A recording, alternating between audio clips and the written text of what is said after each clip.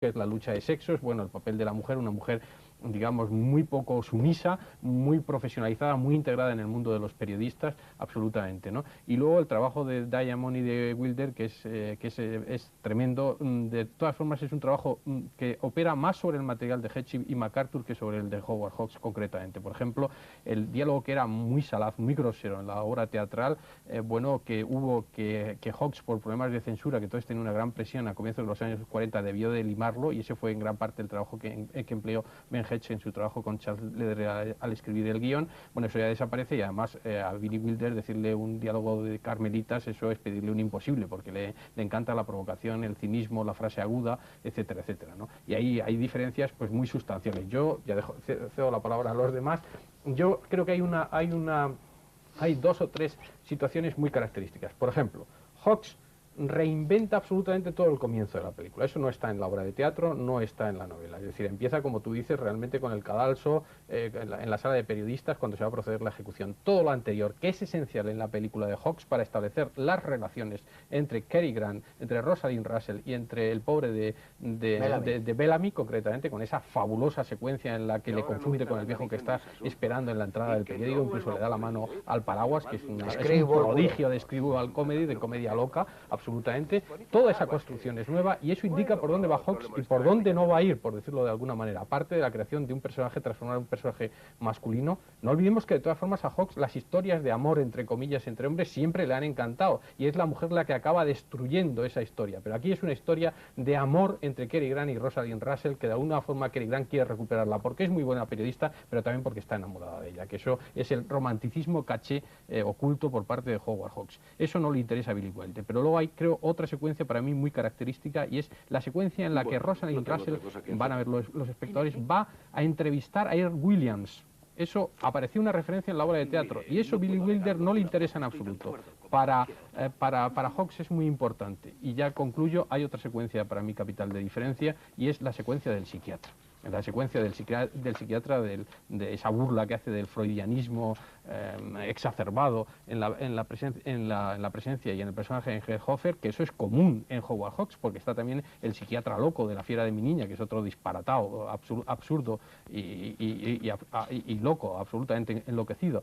Pero esa secuencia, hay un punto desde mi punto de vista, valga la redundancia, clave, y es que Hawks corta mucho antes de que se produzca el hecho de que el tonto del alcaide y del psiquiatra le entreguen la pistola a Earl Williams, y Wilder aguanta ese plano. Yo creo que aguanta ese plano para ridiculizar todavía más la situación. Ese punto de vista creo que da lugar a lo que tú has apuntado anteriormente, el enorme manejo talentoso que hacen uno y otro cineasta de un mismo material. Si tuviéramos ocasión de ver, y ya con esto concluyo esta larguísima perorata, las 4 versiones, veríamos como con un magnífico texto, la comedia es magnífica, 4 cineastas hacen un planteamiento, por lo menos 3 cineastas, porque la verdad es que Ted Kotcheff, sin ser la malísima película que se ha dicho que tiene un material de trabajo tan importante, sí que es una película mucho menos personal. Has batido el récord de hablar en Qué grande es el cine, pues pero todo muy yo bien. Creo que ya, y todo muy bonito. Es que como sé, es que ha sido el derecho, no la última palabra, sino la primera palabra del condenado, porque ahora lea yacta es la suerte está echada y Wilder triunfará. Yo solo expresaría una pequeña diferencia con lo que acaba de decir Eduardo, que comparto absolutamente,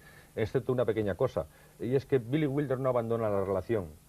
Aunque sean 2 hombres, hay una relación de intimidad entre director y reportero extremadamente intensa. Es una historia de amor. Y de hecho hay 2 detalles en la película que comentábamos, que uno de ellos es cuando el novato anuncia en la sala de prensa, el novato es un personaje fascinante, anuncia en la sala de prensa que viene a sustituir a Hildy porque se casa. Todos los periodistas le preguntan, ¿pero cómo se va a casar si está casado con Barnes, con su director, ¿no? Y ese jamás se divorcia, ¿no? Dice textualmente, ¿no? Y hay otra escena preciosa cuando ya está escribiendo la historia, cuando ya tienen que recordarán cuando ya tienen a Earl Williams, al prófugo, metido en el escritorio de Bessinger, en el que cuando él está escribiendo frenético, con una escena preciosa, con unas botellas en primer término, todo el alcohol delante y Hildy escribiendo, en que le pide un cigarrillo a su director, y su director se lo enciende y se lo pone en la boca. Es una escena casi de amor, aunque decir que en este caso hablemos más de complicidad y de intimidad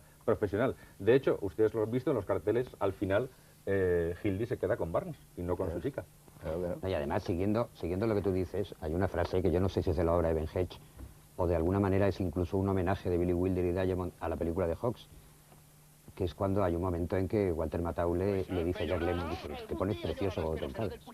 Le dice, es una frase que si no estaba en la película de Hawks merecía estar, porque es la típica frase de galán a su chica.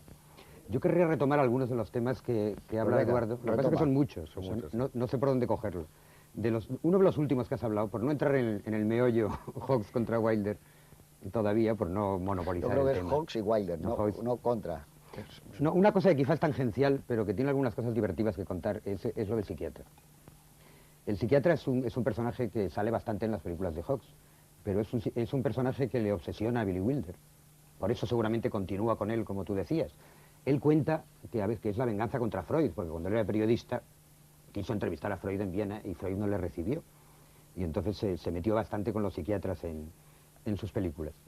Es más, cuenta una cosa para contar cómo son los psiquiatras. Grock era un famosísimo payaso, yo no sé si conocéis esta anécdota o la conocen los espectadores, y un paciente fue a ver a un psiquiatra famoso a decirle que estaba deprimidísimo, que se quería suicidar, que estaba tristísimo.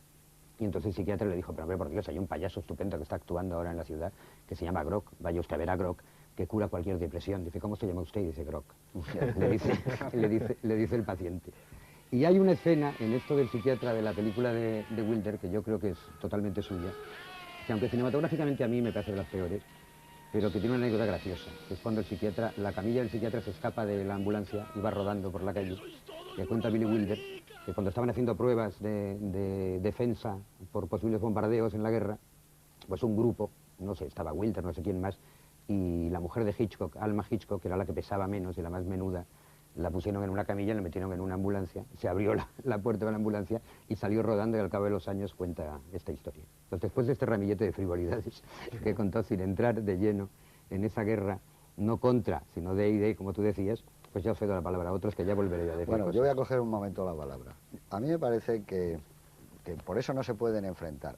Esta historia es mucho más cercana a Billy Wilder que a nadie en el mundo, porque en primer lugar era periodista, pero él hizo una película que ha citado Juan Carlos, que era Un as en el agujero, que aquí se llamó El Gran Carnaval, una de las películas maestras de él, a reivindicar. Cuando se hablan de sus obras maestras nunca se suele hablar del Gran Carnaval, que tiene tantos puntos de relación que la versión suya de primera página casi sería la forma de dar en comedia algo angustioso.